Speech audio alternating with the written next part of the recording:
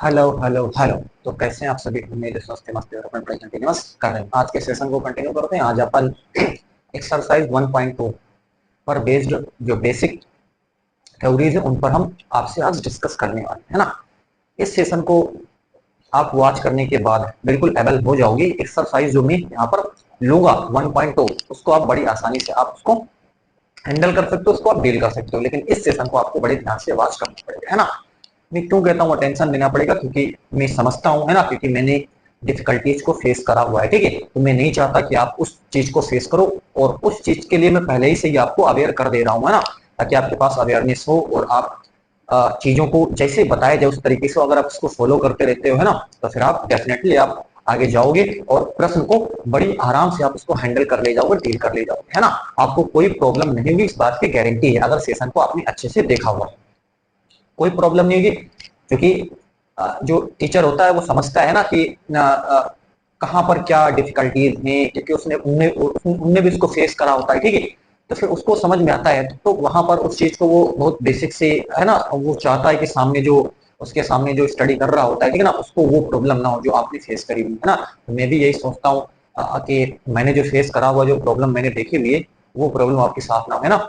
तो बिल्कुल बेसिक से उठाता हूँ, है ना। बेसिक से उठाने के पश्चात फिर आप, लेकिन बेसिक से पढ़ने के बाद भी, है ना, मैथमेटिक्स में प्रैक्टिस आपको करनी पड़ती है ना। जितना जबरदस्त आप प्रैक्टिस कर ले जाते हो उतना ही परफेक्ट होते आप चले जाओगे। तो प्रैक्टिस बहुत ही जरूरी है मैथमेटिक्स अगर आपको समझनी है। और मैं फिर बार बार कहता हूँ कि प्रैक्टिस प्रैक्टिस प्रैक्टिस बहुत ही जरूरी है।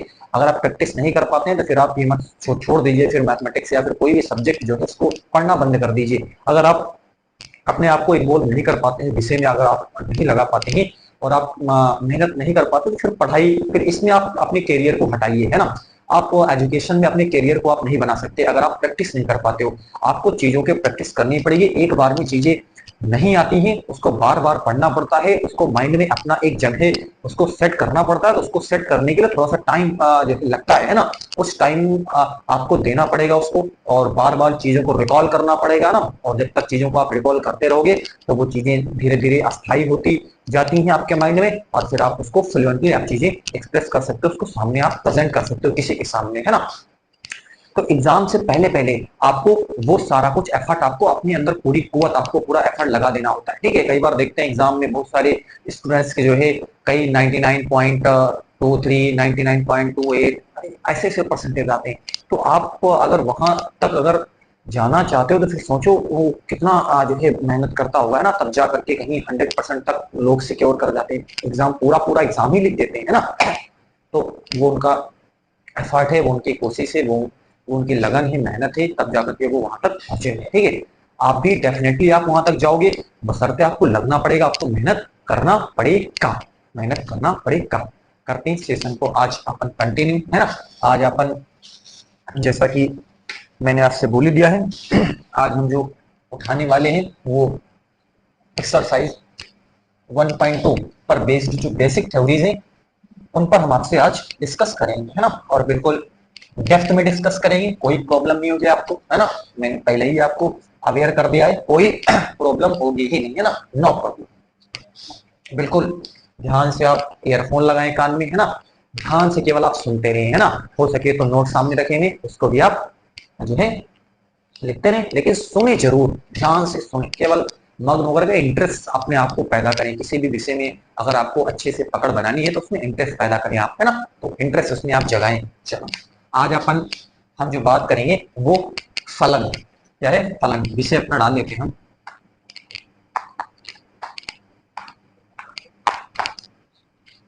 फंक्शन, है ना।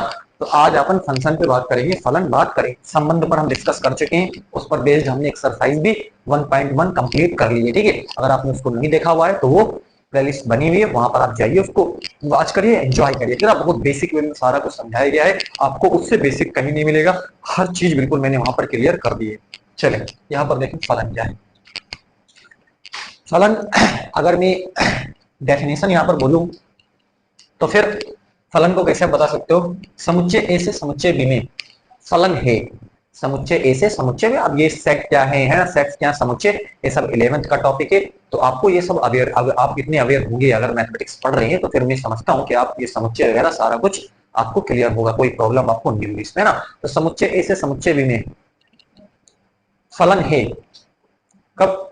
जब समुच्चय ए के प्रत्येक अवयव का समुच्चय बी में एक अवयव के साथ संबंध हो। समुच्चय ए के प्रत्येक अवयव का समुच्चय बी में एक अवयव के साथ, केवल एक अवयव के साथ क्या है? संबंध है, तो उसको हम फलन बोलेंगे। एक बार फिर से सुन लें, मैंने ये कहा हुआ है समुच्चय ए से समुच्चय बी में फलन होगा यदि समुच्चय ए के प्रत्येक अवयव का समुच्चय बी में प्रतिबिंब मौजूद है। एक प्रतिबिंब मौजूद है, समुच्चय बी में एक प्रतिबिंब मौजूद है। समुच्चय ए के प्रत्येक अवयव का समुच्चय बी में एक प्रतिबिंब मौजूद है। ध्यान से आपने सुन लिया होगा, उम्मीद है कि आपको बिल्कुल समझ में भी आ गया होगा। एक बार फिर रिपीट करते हैं, समुच्चय ए से समुच्चय बी में संबंध होगा यदि समुच्चय ए के प्रत्येक अवयव का समुच्चय बी में एक प्रतिबिंब उपस्थित है ना। तो वो क्या होगा? समुच्चय ए से समुच्चय बी में संबंध होगा। बिल्कुल क्लियर। चलो मैं इसको एग्जांपल से बिल्कुल क्लियर करता हूँ। जो प्रॉब्लम मैं समझता हूँ कि डेफिनेशन में बुक में जो लिखी रहती है उसमें बहुत से लोग इरिटेट होते हैं ना, बुक को पढ़ना ही नहीं चाहते, उसमें बड़ी डिफिकल्ट जैसे वर्ड का इस्तेमाल करा जाता है तो लोग समझ ही नहीं पाता किस अक्षर में क्या लिखा हुआ। सब कुछ बिल्कुल क्लियर करा जाएगा, आपको कोई प्रॉब्लम नहीं है, ठीक है। तो हमने क्या लिखा है, चलो हम लिख देते हैं। समुच्चय ए से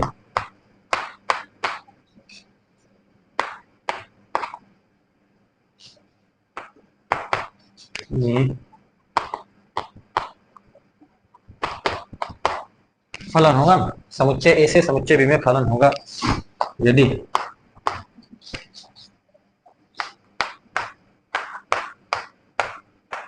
समुच्चय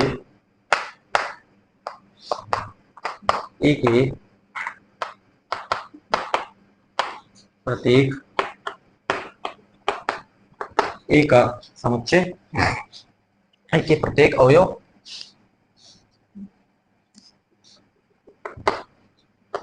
का समुच्चय ए के प्रत्येक अवयव का, है ना, समुच्चय के प्रत्येक अवयव का समुच्चय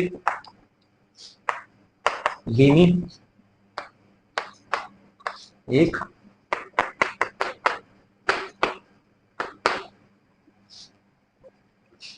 अवयव है, एक प्रतिबिंब है। चलो तो एक बार फिर से रिपीट कर देते हैं, है ना। मैंने क्या लिखा हुआ है? मैंने कहा समुच्चय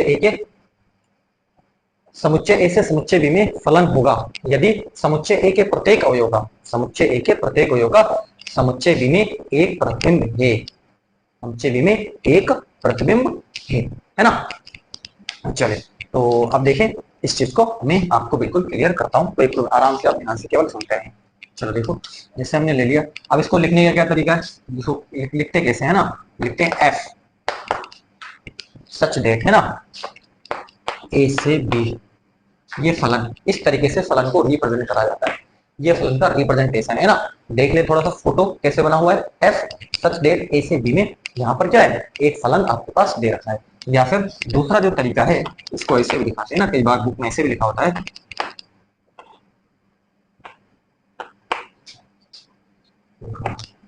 ऐसे भी बुक में लिखा जाता है, ठीक है ना। ये देखो, ये भी समुच्चय का रिप्रेजेंटेशन, सॉरी फलन का रिप्रेजेंटेशन ये भी है, ठीक है।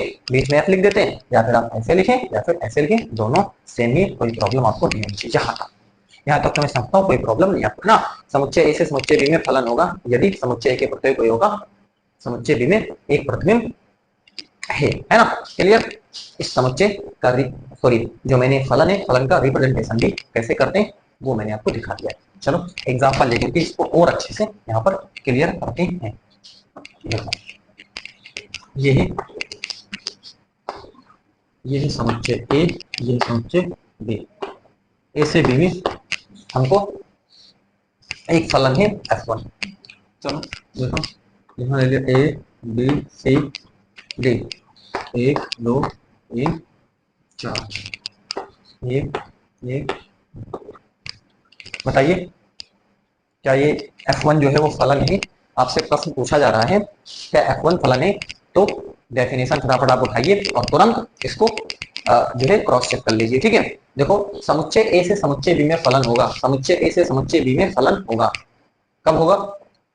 यदि समुच्चय ए के प्रत्येक अवयव का, समुच्चय ए के प्रत्येक अवयव का समुच्चय बी में, समुच्चय बी में एक प्रतिबिंब है ना। समुच्चय बी में केवल क्या है, समुच्चय बी में केवल एक प्रतिबिंब है। ठीक है, देखो इसका भी एक प्रतिबिंब है, इसका भी एक प्रतिबिंब है, इसका भी एक प्रतिबिंब है, इसका भी एक प्रतिबिंब है। तो बिल्कुल समुच्चय की जो ये फलन है, फलन की परिभाषा को बिल्कुल क्या करता है, सेटिस्फाई करता है। इसका मतलब F1 फलन है।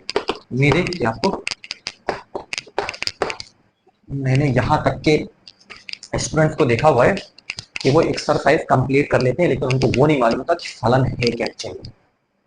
एक्सरसाइज कंप्लीट कर ली, मैंने यहां तक देखा हुआ है, ठीक है ना। एक्सरसाइज कंप्लीट करने के बाद उनसे पूछो फलन क्या है, व्हाट इज फंक्शन। उनको ये नहीं मालूम है कि फंक्शन क्या है। उसने पूरी एक्सरसाइज कंप्लीट रट ली, चट ली पूरी, ठीक है, लेकिन उनको ये नहीं मालूम कि फलन क्या है।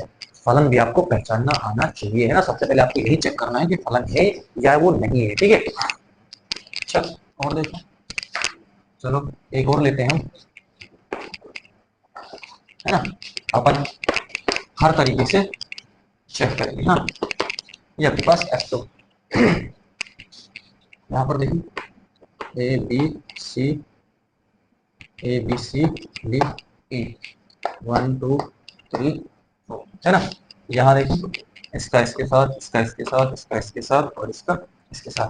चलो आपसे पूछा जा रहा है क्या ये फलन है।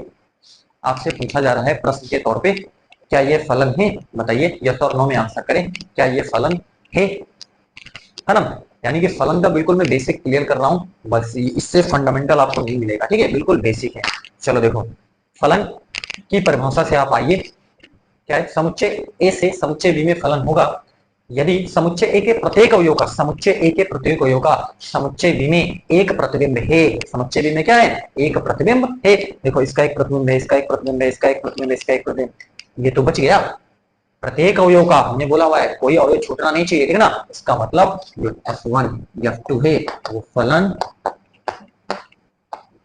नहीं है, फलन की परिभाषा को ये सेटिस्फाई नहीं करता है, ठीक है। इसका मतलब ये फलन नहीं है। उम्मीद है कि बात आप समझ रहे होंगे अभी तक, ठीक है। चलो और लेते हैं, अभी तो आप देखते रहे, है ना।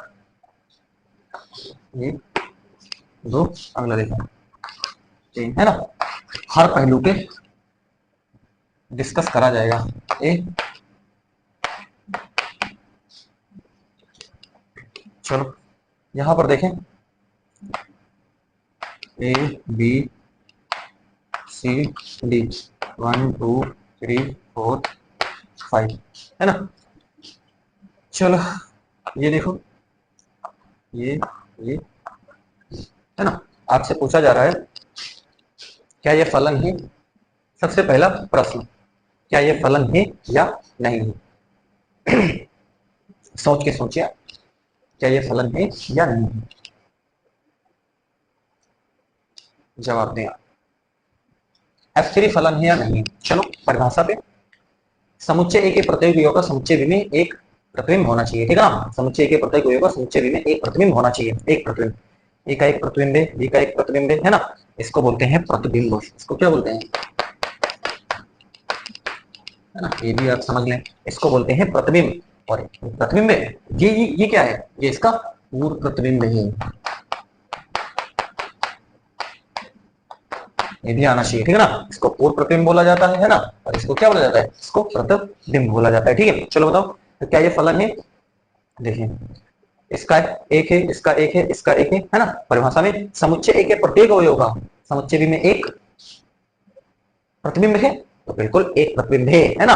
भले ही 5 छूट गए हमसे, आपको परिभाषा तो समुच्चय ए के प्रत्येक अवयव का समुच्चय बी में एक प्रतिबिंब है, तो बिल्कुल सही बात है, ठीक है। इसका मतलब F3 जो है वो फलन है। हर माइनर से माइनर बात पे डिस्कस करी जाएगी, ठीक है ना। अभी तो आप देखते रहें, हर चीज में मैं डिस्कस करूंगा, आपको कोई प्रॉब्लम नहीं होगी, कोई आपको कोई दिक्कत आनी ही नहीं चाहिए, ठीक है ना। तब मैं खड़ा हूं, हर बिंदु पे मैं आपसे डिस्कस करूंगा, ठीक है। आप इसके लिए बिल्कुल क्या रहें, बेफिक्र रहें, ठीक है।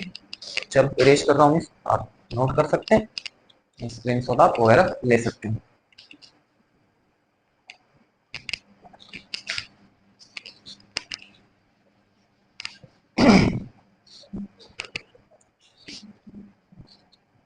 आगे देखें,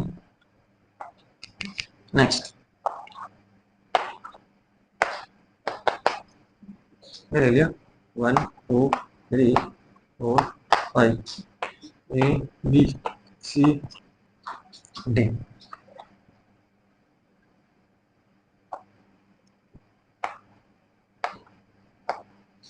चलो बताइए क्या ये फलन है या नहीं, है ना।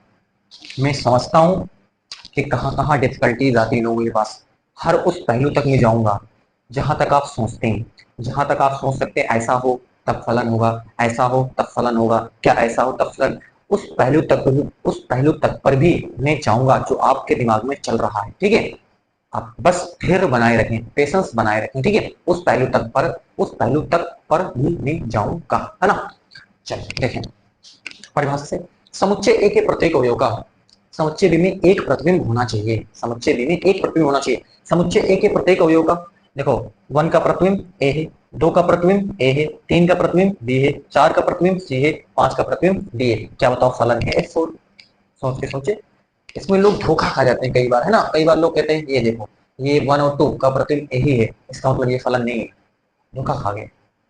हमने ये थोड़ा नहीं कहा हुआ है, हमने ये नहीं कहा हुआ है कि, हमने तो केवल ये कहा हुआ है कि एक ही प्रत्येक अवयव का एक प्रतिबिंब होना चाहिए, एक ही प्रत्येक अवयव का बी में एक प्रतिबिंब होना चाहिए। तो देखो एक ही प्रतिबिंब तो इसका है, एक का एक प्रतिबिंब ए है, और बी का मतलब 1 का प्रतिबिंब जो है ए है, और 2 का प्रतिबिंब क्या है ए है। अरे एक ही तो प्रतिबिंब है। आप इसमें देखो एक के प्रत्येक अवयव का एक, ये समुच्चय ए है, इसको नाम दे देना समुच्चय ए। एक के प्रत्येक अवयव का एक ही प्रतिबिंब तो है, एक ही प्रतिबिंब। अरे 1 का क्या है ये है, अरे एक ही तो, इसका एक है, इसका ए है। अरे सेम सेम से मतलब नहीं है, हमसे सोचो ये सेम हो गया, ठीक है ना, इसका इसका सेम हो गया, ठीक है ना। एक का भी ए का 1 का भी ए है, 2 का भी ए है, सेम हो गया तो ये फलन नहीं होगा। गलत सोच रहे हैं, हमने वो नहीं कहा हुआ है ना। सेम सेम से मतलब नहीं है, हमसे तो जो मतलब है वो मतलब है, ठीक है। कि एक ही प्रत्येक को योग का एक प्रतिबिंब होना चाहिए, तो एक प्रतिबिंब तो है, 2 का ए है और 1 का ए है। तो बिल्कुल ये सही बात है ना। एक बार फिर से जहन को, दिमाग को खोलिए, ठीक है, दिमाग की बत्ती खोलिए और ध्यान से केवल सुनिए आप, ठीक है। तो ये F4 क्या है, F4 फलन है। ये भी क्या है, बिल्कुल फलन है। क्लियर, बिल्कुल फलन है। चलो अगला देखिए।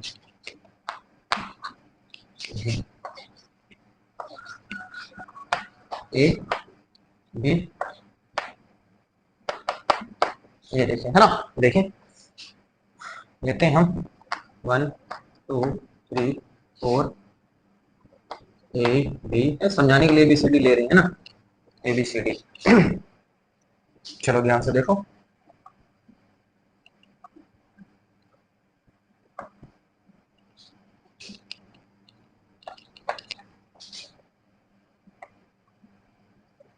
चलो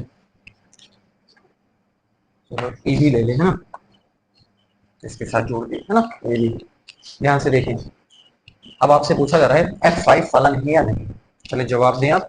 आपसे पूछा जा रहा है F5 फलन है या नहीं है। जवाब आपसे चाहिए और सोच के आप इसका जवाब दें, क्या ये फलन है या नहीं। ध्यान से देखें। परिभाषा में समुच्चय के प्रत्येक अवयव का, समुच्चय के प्रत्येक अवयव का प्रतिबिंब आपको दिख रहा है, ठीक है ना। बिल्कुल समुच्चय के प्रत्येक अवयव का प्रतिबिंब दिख रहा है। समुच्चय के प्रत्येक अवयव का समुच्चय बी में एक प्रतिबिंब है, एक एक प्रतिबिंब है, ठीक है। देखो 1 का क्या है,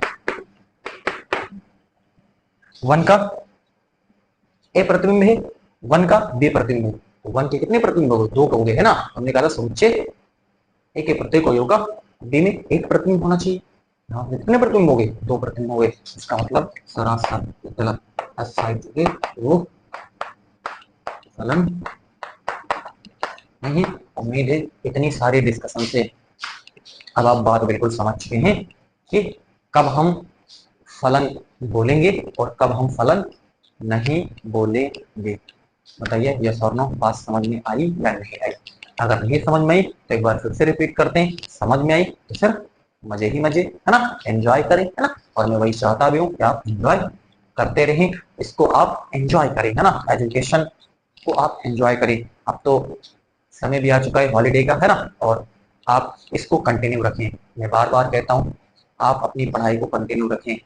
40 दिनों की छुट्टी में 40 डेज जो आप क्लासेस आपकी रन नहीं होंगी, है ना, रन नहीं होंगी, मैनेजमेंट रन नहीं कर सकता क्योंकि ये समर वेकेशन है, छुट्टी अलाउ है ना, छुट्टी मिलेगी आपको, तो आप वो जो टाइम है उसको आप यूटिलाइज करें, है ना। कैसे यूटिलाइज करना है, वो टाइम टेबल आपको, जो शेड्यूल है वो आपको प्रोवाइड करवा दिया जाएगा स्कूल मैनेजमेंट के द्वारा, है ना। और आप उसी के अकॉर्डिंग आप अपनी प्रिपरेशन करते रहे ना। उसमें डे बाई डे का क्या शेड्यूल रहता है ना, डे बाई डे का शेड्यूल बिल्कुल मेंशन रहेगा, है ना। और उसमें सब कुछ लिखा मिलेगा आपको कि इस डेट को, फला डेट को आपको क्या चीज जो है कवर करनी है, ठीक है। और आपको रिवीजन कैसे करना है, सब कुछ उसमें आपको मेंशन रहेगा। और उस टॉपिक को आप बिल्कुल क्लियर कर ले, है ना। और वो जो टाइम टेबल आपको मिलेगा उस टाइम टेबल के अकॉर्डिंग डे बाय डे, है ना, उसको आप कवर करें, है ना। आप देखो देखो फिर यही है कि आप क्यों जो है मैनेजमेंट आपके पीछे लगा हुआ है, आपसे ही एक्सपेक्टेशन है, अपेक्षाएं हैं। अगर आप कहीं इन 40 दिनों में अगर इससे दूर रहिए, ठीक है, तो जो अभी तक आपने पढ़ा हुआ है उसका एक शब्द भी आपके माइंड में नहीं रहेगा। 40 दिनों में सब कुछ साफ हो जाता है। अरे एक दो दिन छोड़िए पढ़ाई, फिर देखिए दिमाग में कुछ आता ही नहीं, ठीक है ना। आपको लगता है कि मैंने कुछ दिमाग में अब तक पढ़ा ही नहीं, तो 40 दिन का समय काफी लंबा अरसा है, ठीक है। तो आपको क्या है, उस टाइम टेबल के अकॉर्डिंग आपको लगातार कंटिन्यू मेहनत करना है ना। तो आपका तो काम ही होना चाहिए, आपका तो प्रिपरेशन काम ही होना चाहिए लगातार, आपको इसको हटना नहीं चाहिए। जितना ज्यादा आप इसमें इन्वॉल्व रहोगे उतनी ही ज्यादा परफेक्ट होते चले जाओगे, और जितनी ज्यादा इससे दूरी बनाओगे उतनी ही ज्यादा आपको ये सताएगी, उतनी ही ज्यादा आपको रुलाएगी, और अपने से दूर आपको तमाचा मार के भगाएगी, ठीक है ना। ये आप सोचें, अगर आप जितनी ज्यादा इससे लगे रहोगे, जितना ज्यादा इसके पास आप रहोगे, है ना। वैसे तो इरिटेट तो करता ही, चीजें इरिटेट करती है एजुकेशन में, सब कोई सभी का कैरियर नहीं बनता है, ठीक है। कैरियर वही बना पाते हैं जो बहुत झेल पाते हैं, जो बहुत अपने आप को जो है इसके प्रति समर्पित कर पाते हैं, वही कुछ जाकर के अपने कैरियर को इसमें सेटल कर पाते हैं। अदरवाइज ये एजुकेशन में आप सोचे कैरियर बनाना जो है काफी डिफिकल्ट टास्क है, ठीक है। डिफिकल्ट टास्क नहीं बोल सकते, बशर्ते मेहनत है। अगर आप मेहनत करते हैं तो फिर कोई भी काम जो है ह्यूमन बीइंग के लिए तो डिफिकल्ट नहीं, ठीक है। अगर आपके अंदर जुनून है, लगन है मेहनत करने के, तो आप डेफिनेटली आप कुछ ना कुछ कर सकते हैं, है ना। चले, तो अभी तक जो हमने आपसे डिस्कस करा हुआ है फलन, उम्मीद है कि आपको फलन की जानकारी मैंने पूरी देने की कोशिश करी है। अगर कोई दिक्कत रही, ठीक है, उसको आप कमेंट बॉक्स में लिखें, उसको मैं जरूर रिप्लाई करूँ, ठीक है। चलो आगे और बेसिक बातों पर हम आपसे डिस्कस करते हैं, ठीक है। चलो इरेज कर रहा हूँ मैं इसको, है ना। और अगर कई बार मैं कहता हूँ कि कहीं कोई चूक हो जाती है ना, कहीं दिमाग से कोई चीज उतर गई, गलत टाइप हो गया, लिख दिया, ठीक है, तो आप उसको मेरे संज्ञान में उसको लेकर के आए, ठीक है। उसको आप लिखें कि यहाँ पर आपने फला चीज जो है वो थोड़ी सी मिस्टेक कर दी आपको, ठीक है। मैं इसको जरूर से जरूर करेक्ट करूंगा, उसको इम्प्रूवमेंट करने की मैं बिल्कुल कोशिश करूंगा, ठीक है। लेकिन आप लिखें जरूर ना, कहीं प्रॉब्लम, क्योंकि मैं भी इंसान ही हूँ, ठीक है, ह्यूमन बीइंग हूँ, इंसान से गलतियां होती रहती है ना, स्वाभाविक है, गलतियां हो जाती हैं। लेकिन आप उसको अन्यथा ना लें, है ना। अन्यथा का मतलब ये है कि आप ये ना सोचे, कुछ और ना सोचने लग जाए कि गलत पढ़ा दिया, ठीक है। ये होता है इंसान के साथ कि गलतियां जो है उसके साथ चलती रहती हैं, और इंसान लगातार उसमें जो है अपने आप को इम्प्रूव करता रहता है ना, गलतियों से इंसान सीखता रहता है। तो मैं ये नहीं कहता कि मैं परफेक्ट हूँ यहाँ पे, ठीक है, कि मेरे को पूरी मैथमेटिक्स आती है, मैं परफेक्ट हूँ, मैं तो ब्रह्मा हूँ, ठीक है ना। और फिर मेरे मेरे से कोई गलती होगी नहीं, मैं कभी नहीं कहा, है ना। और यहाँ पर मैं तो नहीं हूँ, ठीक है ना, बाकी कोई होगा तो होगा, है ना। बस कोशिश करती है अपने आप, अपना कोशिश करता हूँ, अपना पूरा एफर्ट लगाता हूँ कि गलती ना हो, कम से कम मिनिमम से मिनिमम जो है सोचता हूँ गलती हो ही ना, ठीक है ना, ज्यादातर कोशिश में करता हूँ गलती ना हो। लेकिन अगर कहीं भूले भटके हो भी जाती है तो उसको आप मेरे संज्ञान में लेकर के आए, मैं उसको जरूर जरूर इम्प्रूव करूंगा, है ना।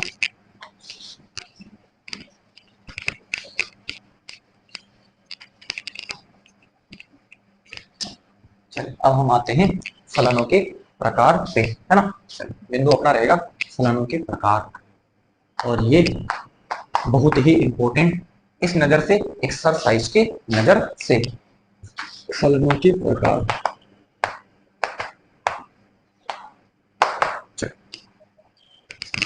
ठीक है, पहला 1,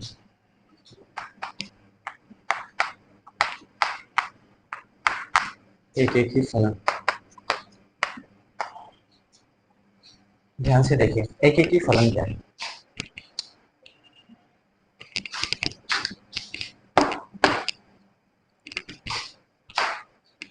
ध्यान से, एफ, मैं आराम से लिखता हूं, एफ ए से बी, में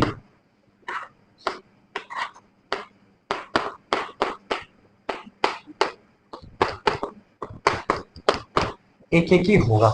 ध्यान से, एफ ए से बी में, एफ का मतलब फलन, ए से बी में समुच्चय, ए से समुच्चय बी में फलन एक एक ही होगा यदि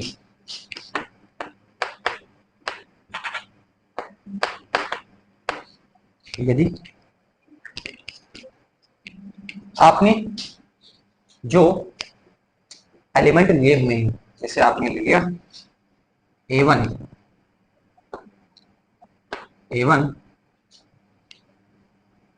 बराबर A2 नहीं लिया आपने, है ना। आपने कहा, आपने दो एलिमेंट उठाए, कहां से, आपने दो एलिमेंट उठाए A1 A2 उठाए आपने, A1 A2 समुच्चय ए से। ध्यान से देखना, ठीक है, मैं नहीं चाहता कोई प्रॉब्लम आपको, मैं आराम से बिल्कुल धीरे धीरे का।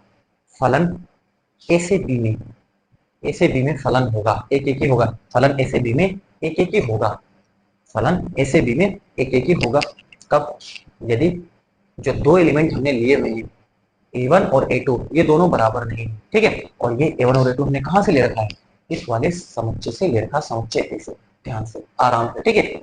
मैं समझता हूँ कि मैथमेटिक्स की लैंग्वेज है कॉम्प्लिकेटेड, मैं समझता हूँ, ठीक है ना, ये आपको नहीं समझ में आ रहा होगा ना मैं क्या लिख रहा हूँ, लेकिन कोशिश तो करनी है एक बार के लिए, एक बार तो कोशिश तो करोगे ना, कोशिश तो आप करिए, है ना। चलो देखें, तो हमने दो एलिमेंट लिए हुए हैं और दोनों एलिमेंट जो है वो बराबर नहीं है। जैसे ए बराबर हमने 1 ले लिया और बी बराबर हमने 2 ले लिया। अब बताओ क्या A1 बराबर A2 है? बिल्कुल नहीं, एलिमेंट बराबर नहीं। और यदि इसी से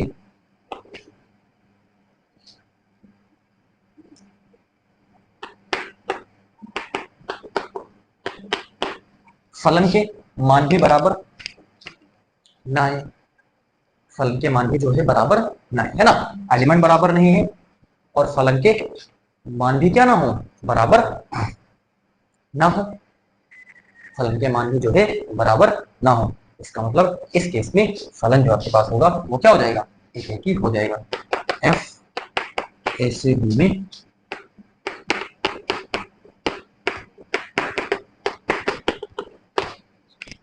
बिल्कुल डेप्थ क्लियर कर रहा हूँ बड़ा आराम से, आप ध्यान से केवल समझिए, बस इतना ही है, यही लैंग्वेज आपको समझनी है। फलन ए से बी में एक एक ही होगा यदि जो दो एलिमेंट हमने लिए हुए हैं A1 और A2, ये हमने समुच्चय ए से ले रखा है, वो हमने यहाँ पर बिल्कुल लिख दिया हुआ है, ठीक है। एलिमेंट बराबर नहीं है और फलन के मान भी बराबर ना आए, एलिमेंट बराबर नहीं लिए और हमने फंक्शन को जो है कैलकुलेट करके देखा, फंक्शन भी बराबर नहीं है, ठीक है। इसका मतलब सिर्फ ए से बी में वो फलन क्या होगा, एक एक ही हो जाएगा, ठीक है। चलो आगे देखें, जैसे हमने ले लिया, या फिर दूसरा तरीका ये ऐसे आप करें, जैसे हमने ले लिया एफ ए से बी में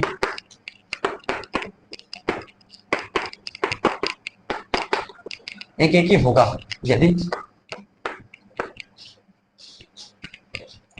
यदि आपने कहा कि A1 बराबर A2 है, A1 बराबर A2 और A1 A2 हमने कहां से लिया है, A1 A2 ये समुच्चय ए से, मतलब यहाँ पर आपको जो भी लेना है वो समुच्चय ए से लेना है।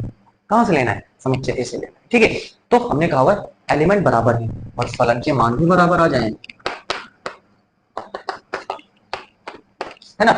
एलिमेंट बराबर है और फलन के मान भी बराबर आ जाए, है ना। इनका एलिमेंट बराबर नहीं और फलन के मान बराबर नहीं है, तभी फलन एक ही होगा। और आपने क्या करा, आपने अगली बार सोचा कि अगर आपने ये कहा हुआ है अगर हम बराबर ले ले तब क्या हो जाएगा, और अगर चलो मान लिया बराबर ले लिया आपने, दो एलिमेंट बराबर, A1 बराबर A2 आपने ले लिया, A1 बराबर आपने A2 ले लिया, मतलब A1 बराबर A2 बराबर 1 ले लिया, A1 बराबर A2 बराबर 1 मतलब A1 भी 1 है और A2 भी 1 है, मतलब बराबर ले लिया। तो फलन के मान भी बराबर आ जाए, है ना। तो आप क्या बोलोगे, तभी फलन क्या होगा, एफ ऐसे बी में क्या होगा, एक एक ही हो जाएगा। चलो बताओ, क्या कोई तकलीफ यहाँ तक अभी तक, बिल्कुल आराम से धीरे धीरे बिल्कुल क्लियर कर रहे हैं, हर एक बात को मैं बिल्कुल यहाँ पर डिस्कस आपसे करता हूँ। चलिए आप इसको नोट करें, आगे में नोट करता है।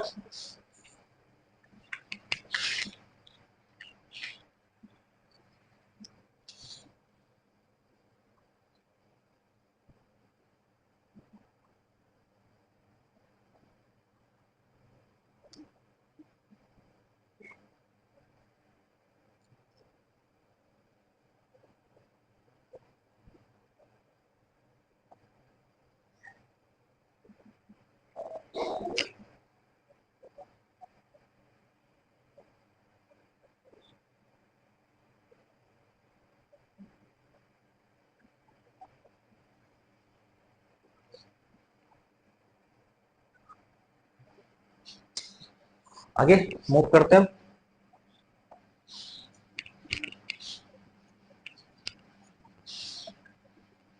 सिंपल आप याद रखो, एलिमेंट अगर बराबर है तो फलन के मान भी अगर बराबर आ गए तब भी फलन एक हो जाएगा। एलिमेंट बराबर नहीं है और फलन के मान भी बराबर नहीं है तब भी फलन जो है वो क्या होगा, आपके पास एक ही हो जाएगा। चलो दूसरा आता है, इसको बोलते हैं बहु एकेकी, है ना। अगर फलन एक ही नहीं है तो फिर वो बहु एकेकी है अपने आप। अगर फलन एक ही नहीं है तो फिर वो क्या है, बहु एकेकी है। ये बिल्कुल डीप डिस्कशन में आपसे कर रहा हूँ, ठीक है। चलो देखो क्या करेंगे, जैसे हमने लिखा फलन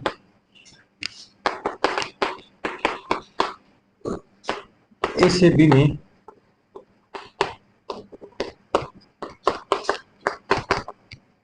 बहु एकेकी होगा यदि हमने ले लिया a1 बराबर a2 नहीं है, मतलब दो एलिमेंट हमने ले लिए हैं, है ना। और कहां से लिए, मैं बार बार इसको रिपीट करता हूं, ये हमने लिए हैं समुच्चय ए से, यहां से, मतलब जो प्रांत है प्रांत से हमने ले रखा, ठीक है, यहां से ले रखा। और इससे यदि फलन के मान बराबर आ जाए, एलिमेंट बराबर नहीं लेकिन फलन के मान बराबर आ गए, एलिमेंट बराबर नहीं है लेकिन फलन के मान बराबर आ गए, वहां पर क्या था, एलिमेंट एक एक ही में एलिमेंट बराबर है फलन के मान भी बराबर है तब फलन एक एक ही, एलिमेंट बराबर नहीं फलन के मान बराबर नहीं फलन एक एक ही। अब यहाँ पर हमने क्या बोला हुआ है, एलिमेंट अगर बराबर नहीं है और क्या आ गया, फलन के मान बराबर आ गए, इसका मतलब फिर वो क्या हो जाएगा, वो आपके पास हो जाएगा वो बहु एक ही, है ना। एफ ऐसे बी में क्या है, बहु एक ही है।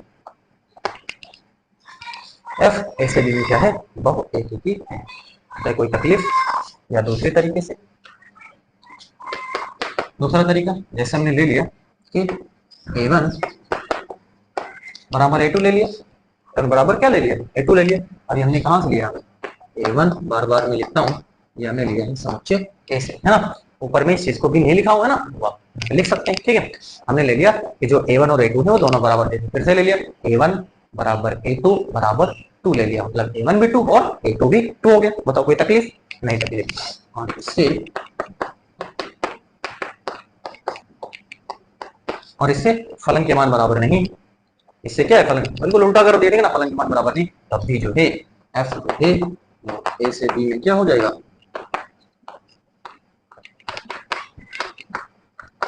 अभी आपको हो सकता है कि प्रॉब्लम हो रही हो इस लैंग्वेज को समझने में, ठीक है, लेकिन जब क्वेश्चन में वहां पर लूंगा तो आपको कोई प्रॉब्लम वहां पर नहीं होगी। हर चीज इस बात को मैं जो पढ़ा रहा हूँ उसको मैं आज जो है कैसे इंप्लीमेंट करना है वो तो प्रश्नों के थ्रू आपको समझ में आ जाएगा, कैसे इंप्लीमेंटेशन होता है उसका, ठीक है।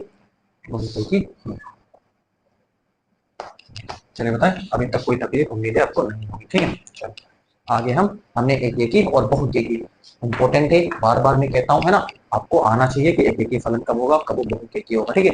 आपको यहाँ से 10 नंबर का वेटेज है, ये मैंने आपको सेशन में जब चैप्टर 1 हम आप पढ़ा रहे थे तभी वहां पर आपसे मैंने डिस्कस करा हुआ था कि वेटेज तो इसका है ना। चलिए आगे मूव करते हैं, आप स्क्रीन शॉट इसका ले लें।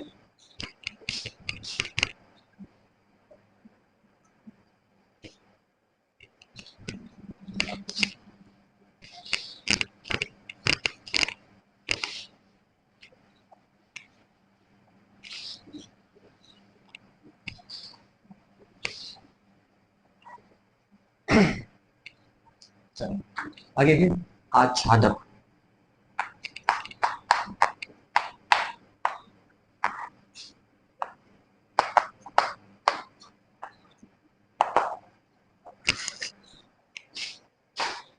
देखिए आच्छादक फलन बिल्कुल समझ में समझा दूंगा, है ना, आपको कोई प्रॉब्लम नहीं होगी। हर पहलू पर मैं आपसे डिस्कस कर रहा हूँ तो मैं समझता हूँ कि आपको कोई प्रॉब्लम होगी ही, है ना। चलो क्या लिखते हैं हम इसमें, देखें फलन एफ सच डेट ए से बी में क्या होगा, आच्छादक होगा, है ना, आच्छादक होगा यदि सह प्रांत, अब प्रांत क्या है, परिसर क्या है, सह प्रांत, ये सब आपको बिल्कुल क्लियर है। अभी यार नहीं क्लियर तो मैं आपको क्लियर कर दूंगा। यदि सह प्रांत बी के प्रत्येक अवयव, सह प्रांत बी के प्रत्येक अवयव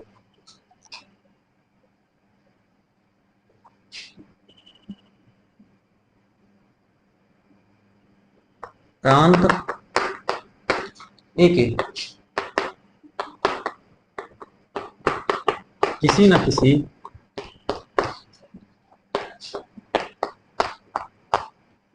अवयव का प्रतिबिंब हो, है ना। लैंग्वेज हो सकता है थोड़ी सी टफ आपके लिए हो गई हो, लेकिन अभी समझा दूंगा, है ना।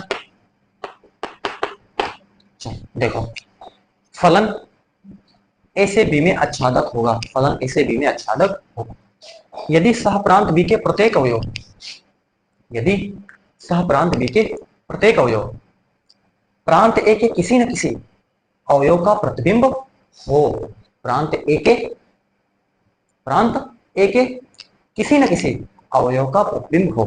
चलो मैं आपको समझा देता हूं कि आपको सह क्या होता है, प्रांत क्या होता है। एक बार के लिए आप पर आ जाइए, देखिए।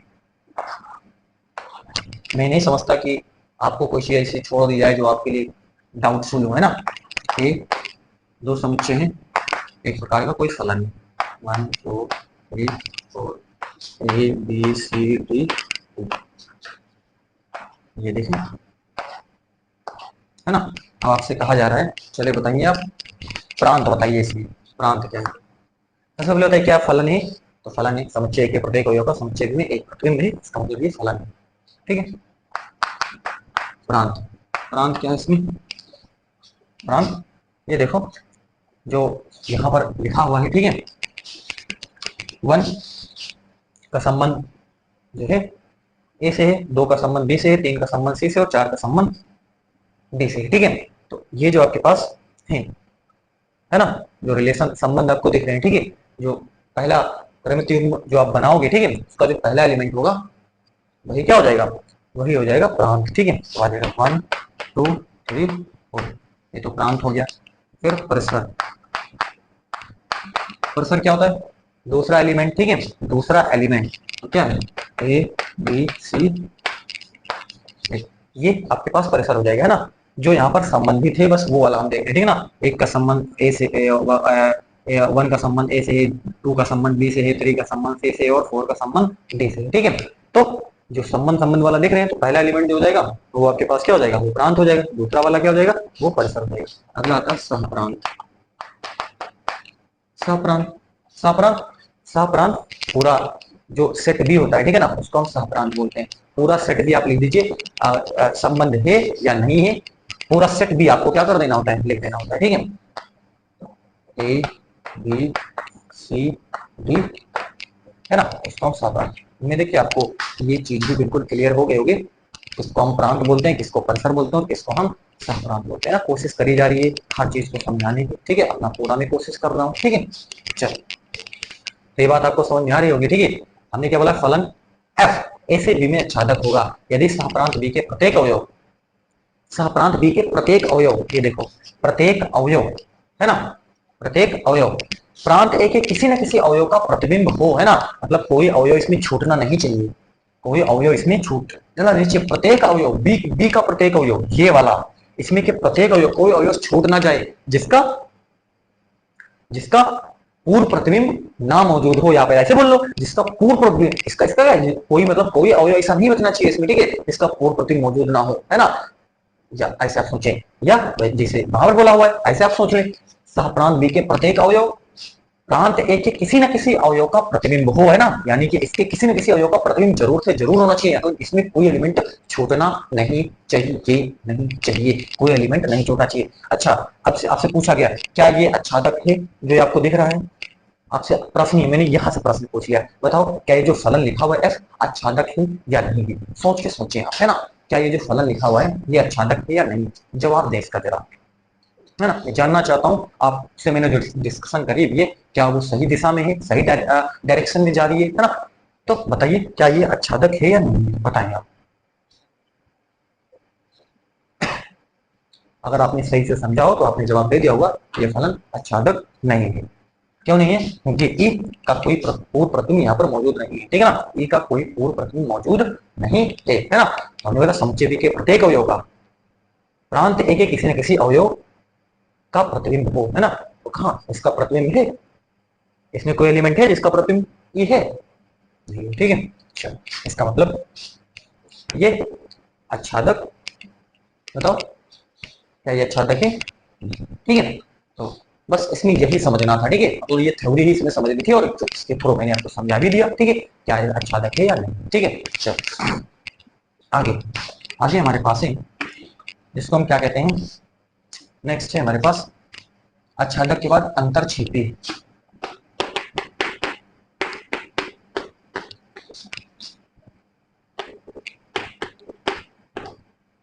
देखो अब यहाँ पर गलती नहीं करना है ना। ये देखो यहाँ पर जो इच्छा है, छा के ऊपर जो सिरोरेखा होती है वो नहीं गुजरती है, ध्यान रखना, ठीक है। जो घुंडी वाले जितने भी वर्ण होते हैं, है ना, घुंडी वाले जितने भी वर्ण होते हैं, वो छा है, छा पर मैंने गुजार दी थी, ये गलत बात है, ठीक है ना। इसके ऊपर से कभी भी सिरोरेखा नहीं, इसको जो रेखा ऊपर आप लगाते हो, पटरी जो लगाते हो, इसको सिरोरेखा बोलते हैं, ठीक है। इसके ऊपर से कभी हिंदी में जो रूल है, रूल यही है कि जो सिरोरेखा इसके ऊपर से नहीं गुजरती, इसके ऊपर से जो घुंडी वाले शब्द होते हैं, ठीक है। जैसे घुंडी वाला आपके भा आ गया, क्या आ गया, हाँ। तो यहाँ आप ये कभी गलती मत करना, इसके ऊपर से आप कभी ना लगा देना, ठीक है ना। ये था, इसके ऊपर से कभी आप गलती मत करना, ये मत लगा देना, ठीक है। आप देखें कई बार लिखा होता है तो इस पर भी, इससे भी नहीं गुजरेगा, इससे भी सिरोरेखा नहीं गुजरती, यहाँ से नहीं गुजरेगी, ये कभी आप हमेशा ध्यान देना, ठीक है। ये तो अच्छा बता ही दिया, है ना। वहां से भी आप कभी इसको नहीं गुजार सकते, ठीक है। ऐसे ये देखो फ्रा, है ना, तो यहाँ से भी आप इसको ध्यान दें, यहाँ से भी आप नहीं गुजारो, ठीक है। मतलब घुंडी वाले जो भी शब्द हैं वो आप ध्यान रखें, उसके ऊपर से आप ये, और जैसे आप ले लिया क्या, हाँ आपने ले लिया, ठीक है, इस पर से नहीं गुजरेगी। तो और आपने ले लिया ये, है ना, यहाँ से भी आप इसको नहीं गुजारेंगे, ठीक है। मतलब घुंडी वाले जो शब्द हैं उनके ऊपर से आप सिरोरेखा नहीं गुजारेंगे, ठीक है। तो ये ध्यान रखना, ये हिंदी का थोड़ा सा रूल भी आपको आना चाहिए, ठीक है। चलो हम बात कर रहे थे अंतरछेपी। चलिए क्या है अंतरछेपी? अगर आच्छादक फलन नहीं तो फिर वो अंतरछेपी है, ये भी आप समझ लें। जैसे एक एक ही नहीं है तो फिर बहुत एक ही, और फलन आच्छादक नहीं है तो फिर वो क्या है, फलन आच्छादक नहीं है तो फिर वो अंतरछेपी है अपने आप, अपने आप, है ना। वो कैसे, मैं लिख करके दिखाता हूँ, है ना, कैसे। फलन फलन एफ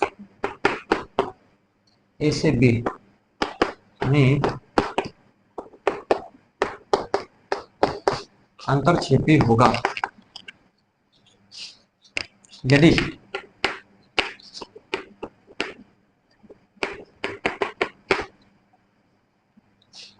यदि सहप्रांत बी, यदि सहप्रांत बी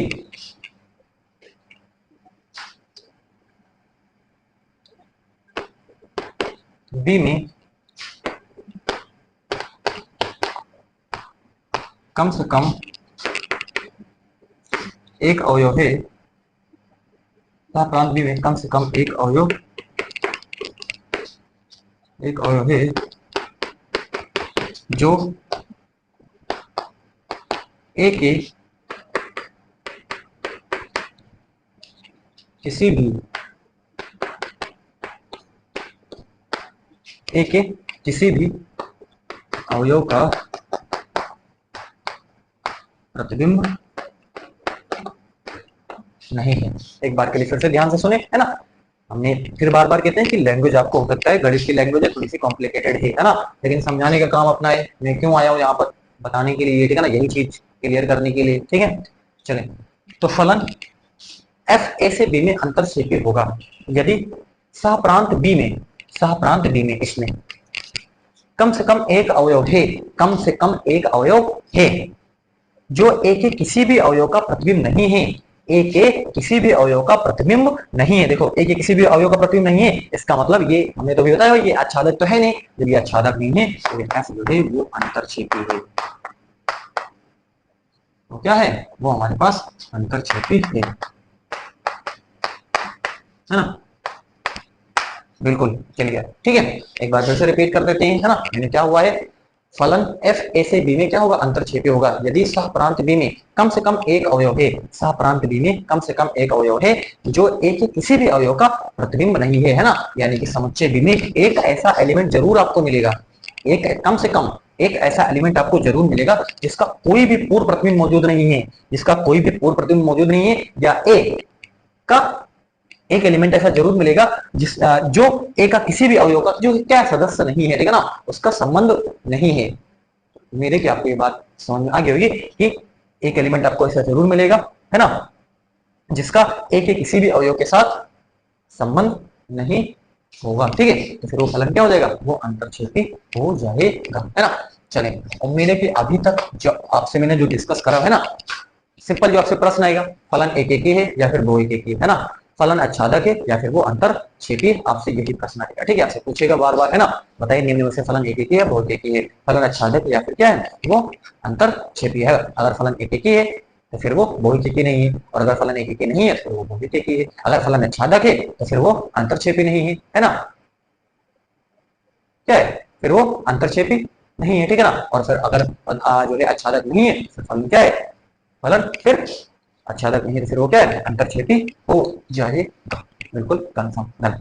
उम्मीद है कि आज का जो डिस्कशन है उसको आपने बड़े ध्यान से सुना होगा, मनः योग से आपसे आपने क्या होगा, क्या करा होगा, उसको सुना होगा मनः योग से, है ना। मनोयोग नहीं बोलना, मनोयोग शब्द जो है यहाँ पर एक संधि लगती है, विसर्ग संधि, ठीक है ना, वो गलत माना जाता है, ठीक है। मनोयोग नहीं, मनोयोग नहीं होता, उसको बोलते हैं मनः योग। क्या बोलते हैं, मनः योग बोलते हैं, ठीक है। ये अपवाद पुनः सोचे, मनोयोग नहीं होता, मनः योग होता है, ठीक है ना। उसके बाद हमेशा इसको आप, ठीक है, ये संधि का रूल है, कभी समय मिलेगा तो संधि भी आपसे पढ़ेंगे, ठीक है ना, संधि को भी बड़े एंजॉय करेंगे, है ना। संधि में टोटल जो रूल पढ़ते हैं हम, है ना, वो बहुत सारे रूल है, 20 से 24 से 25 रूल पढ़ाई करते हैं इसमें टोटल, है ना। तो उम्मीद है कि आपने ये सारी चीजें आपने समझी होंगी, ठीक है, और मैंने पूरी कोशिश करी हुई है, ठीक है, समझाने की, और आपने एंजॉय करा होगा सेशन को। आज के सेशन को यहीं तक आज है रखना है ना, वाइंड अप करते हैं इसे, और मिलेंगे आपसे बहुत जल्दी, है ना, एक्सरसाइज के साथ। आज मैंने बिल्कुल बेसिक क्लियर कर दिया है, बेसिक में मैंने कुछ नहीं छोड़ा हुआ है, जो आपसे मैं यहाँ पर जो है कोई चीज ऐसी नहीं है जो मैं यहाँ पर छोड़ करके जा रहा हूँ, ठीक है। जो हो सकता है एक्सरसाइज के लिए जो जो है जरूरी है, वो मैंने हर चीज को, हर पहलू को मैंने क्या करा, डिस्कस करा हुआ है ना। उम्मीद है कि आपने हर चीज को बड़े ध्यान से सुना भी होगा, है ना, और आप इसकी प्रैक्टिस करेंगे, इसको एक बार दो बार रिवाइज करेंगे, फिर वो चीजें आपके माइंड में सेट हो जाएंगे, और फिर हम एक्सरसाइज पे आएंगे और एंजॉय करेंगे, उसको सॉल्व करेंगे। Thank you.